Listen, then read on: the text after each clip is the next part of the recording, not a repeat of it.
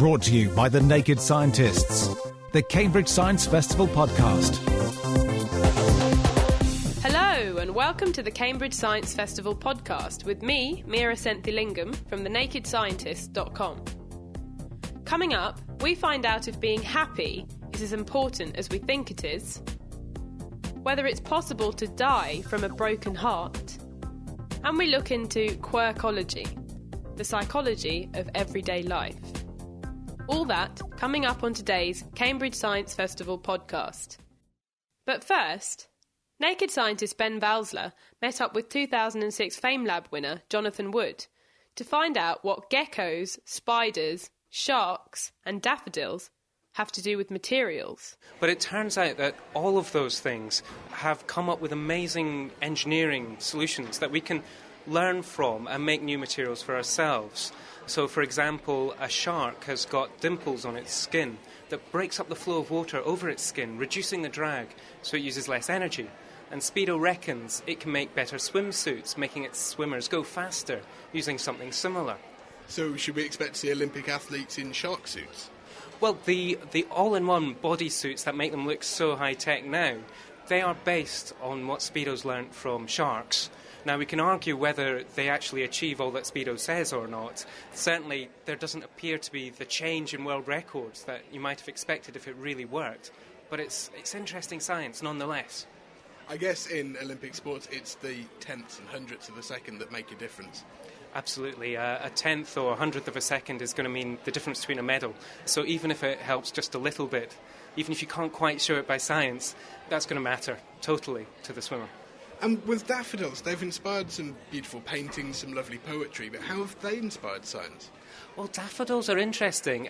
When the wind blows, a daffodil doesn't bend over like a tulip might. Instead, it twists and turns its head out of the wind.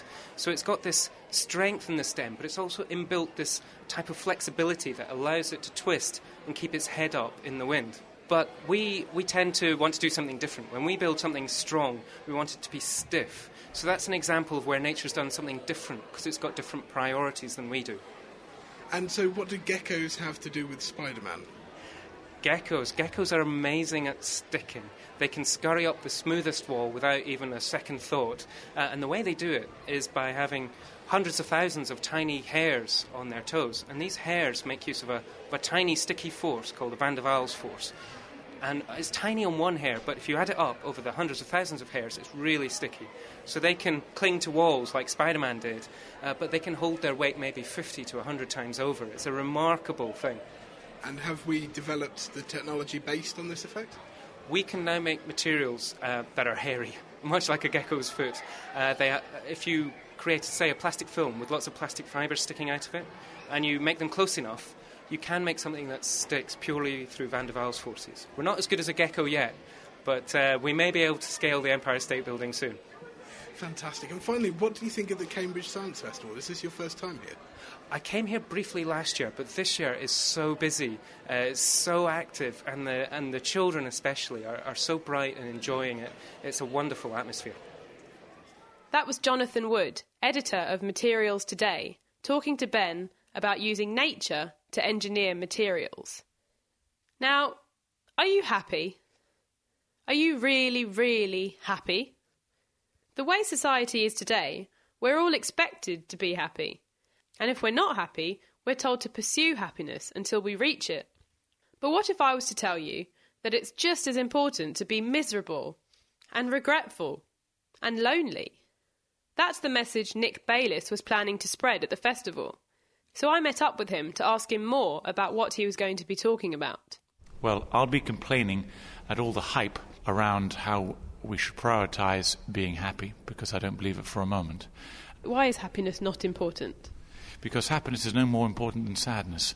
Our emotions are merely a fuel. I say merely a fuel, an extremely important fuel, the only fuel we've got, to get us where we want to go in life. And our emotions are also a compass to guide us where we want to go in life. So they serve a superb purpose. But our painful emotions like regret, sadness, loneliness, shame, embarrassment, fear, are just as useful to us. And I'm sure if we look into our own lives, we can think of times when those painful emotions, we managed to get saddle and reins on them and ride them in a helpful direction. Just as helpful to us as any pleasing emotions like love or friendship or hope or pride, which can easily derail us if we don't ride them well.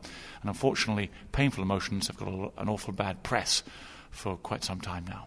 I guess a lot of people would think that those painful times happen for them to then appreciate maybe the happy times. So what is the right combination of emotion? Well, you're quite right. It's painful emotions and the pleasurable emotions work like yin and yang, night and day, hot and cold, boy and girl. They complement each other. They're allies. They're a natural brother and sister. And without one, you can't have the other. People always ask me, how can I feel happier? And I realise the answer to that is, well, you have to feel sadder first. Because if I want to enjoy my cheese and tomato sandwich more, I have to feel hungrier first. And so what are you going to be doing tonight in order to prove and discuss this point further? I should be looking at beauty. I think nature gives us a few clues as to how important our emotions are, and also gives us some clues that actually maximising our pleasure, being as happy as possible, is not what we're hardwired, not what we're designed by evolution. We're hardwired to progress, improve our relationship with life, the people around us, the fauna and flora, the planet, our subconscious minds, and our bodies. And we mustn't mistake the means for the ends. The means are our emotions, but they are not our ends. You mentioned to me that you're going to be showing some clips from films and things like that today as part of this. So what clips will you be showing, and how are they going to stress your point further? I'll be using Brokeback Mountain because one of the themes tonight is love, and I think love's a wonderful example of how, I hope we've all been in love before, and it hurts like hell, but it's exquisitely pleasurable, and we do it anyway. We dare to let ourselves fall in love and be in love, even though we know there will be heartache en route. So what do you want your visitors that come along to the talk today to walk away thinking? I like them to go away thinking, I needn't be so scared of being hurt in life, because if I get hurt, if I feel pain of shame or embarrassment or loneliness, that primes me, that sets me up to feel pleasure. It won't guarantee it, but it's rather like when we get hungry, that cheese and tomato sandwich is going to taste fabulous when we actually get there. So it's all about the journey. Now, when some of us find love, it can often feel like it's possible to conquer the world. But what happens when the love is lost? Could the effect be so bad that we can die from a broken heart? Martin Cowie came to the festival to explore this further. I'm talking about the heart and how it responds to emotion, and also the key question of, can you die from a broken heart? Can you? You can die from a broken heart. There's been several studies over recent years that shown there's about a 50% increase in the risk of dying in the 6 months after you lose your life partner.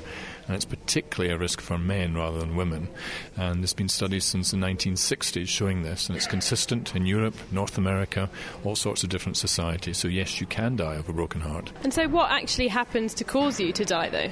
It's a variety of different things. A small portion is that people take more risk when they're very upset, and so accidents and suicides go up in the first few weeks after bereavement. I think we can all understand why that would be.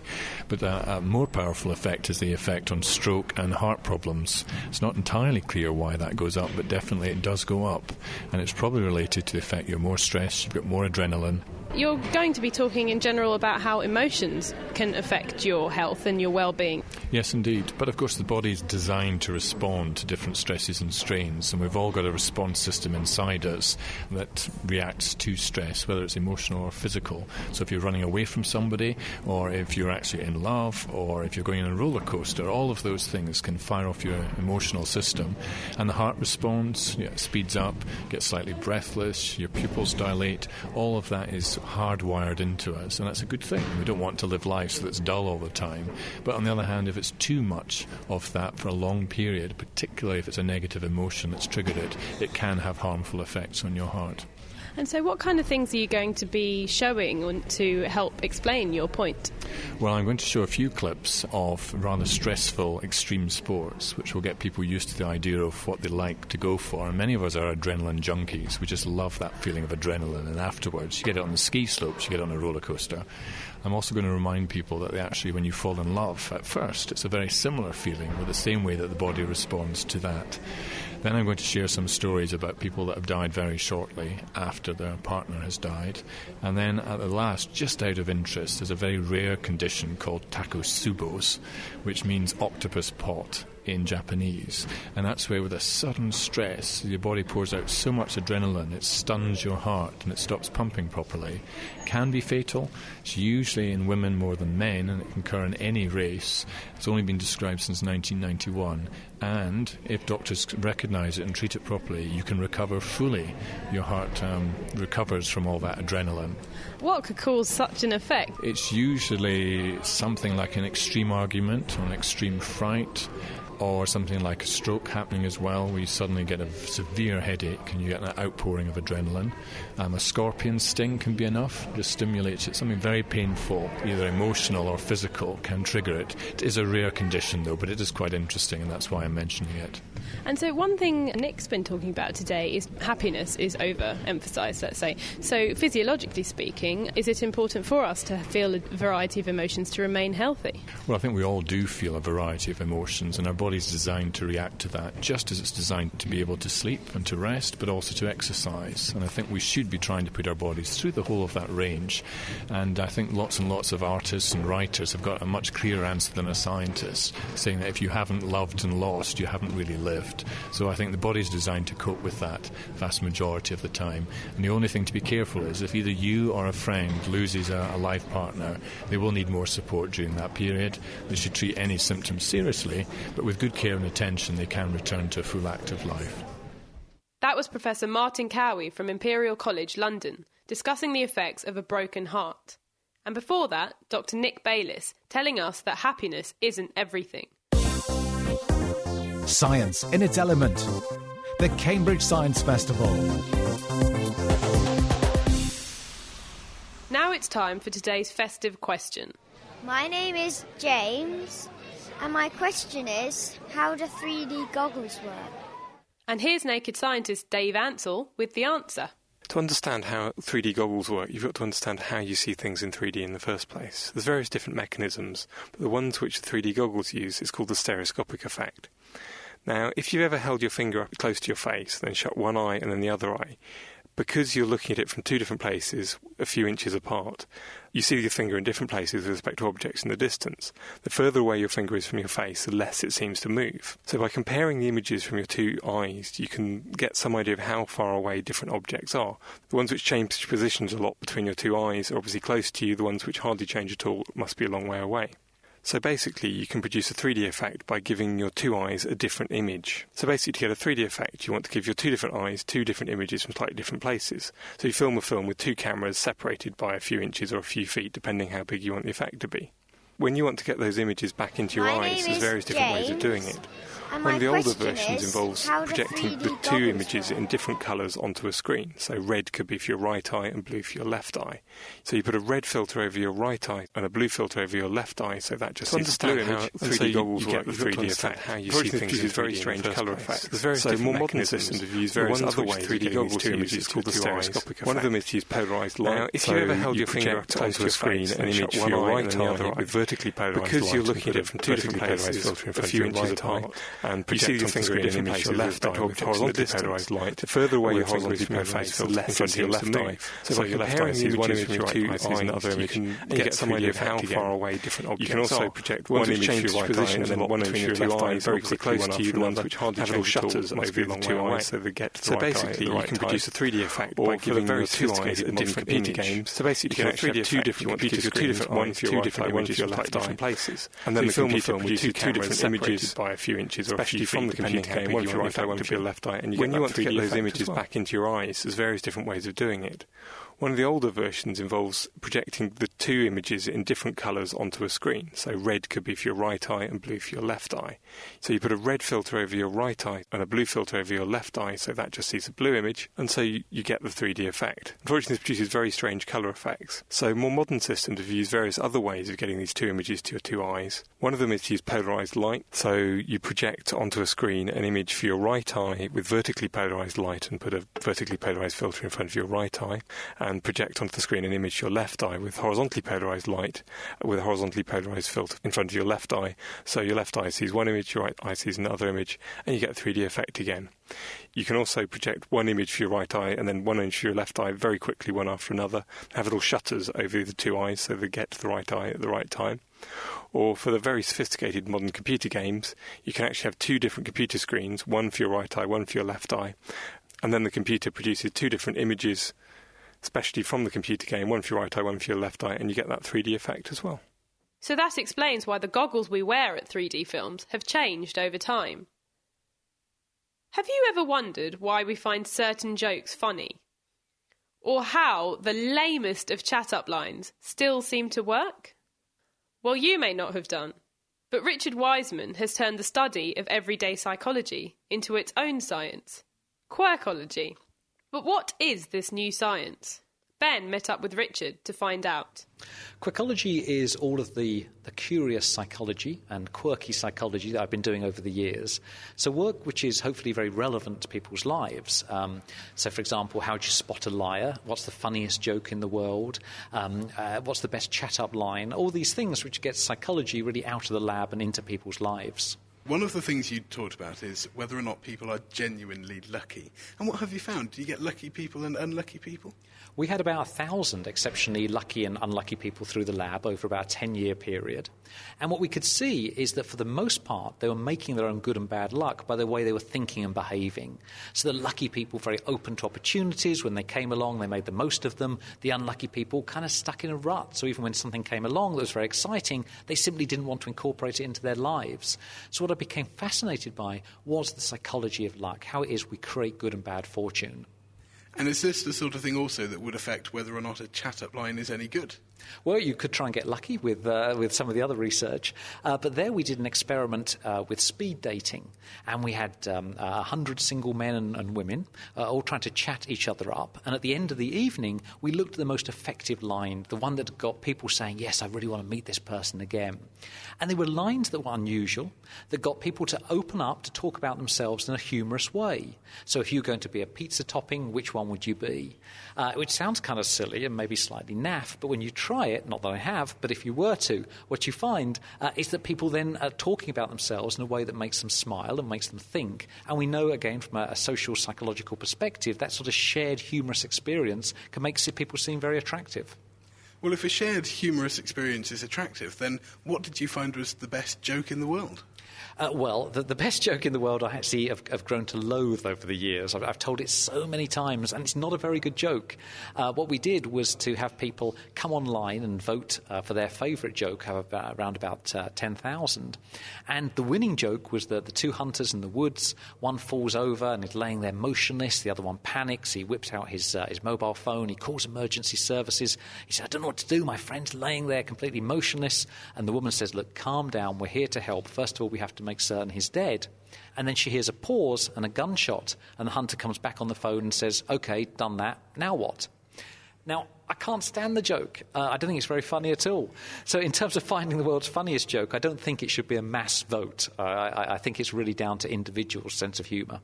Well, in that case, what's your own personal favourite joke? That is, if it's all right for air. It absolutely is. There's a few of them.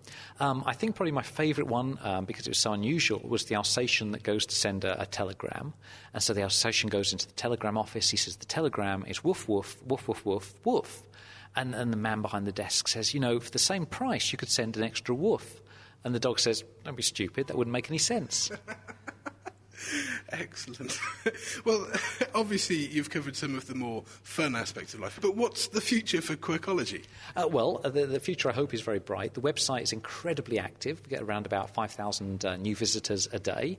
There are experiments on there all of the time, and each of them have about 20,000 people taking part in them. So one of them is looking at the influence that the first name that you have influences how that influences your life. Other work looking at the psychology of charisma and why it is that some people are charismatic. So lots of things which really I just find fascinating. It's all part of everyday life, but there's some good science there as well. And we can find that at quirkology.com. Absolutely. There's two ways of getting there. richardwiseman.com is my own website. Quirkology.com will also take you there.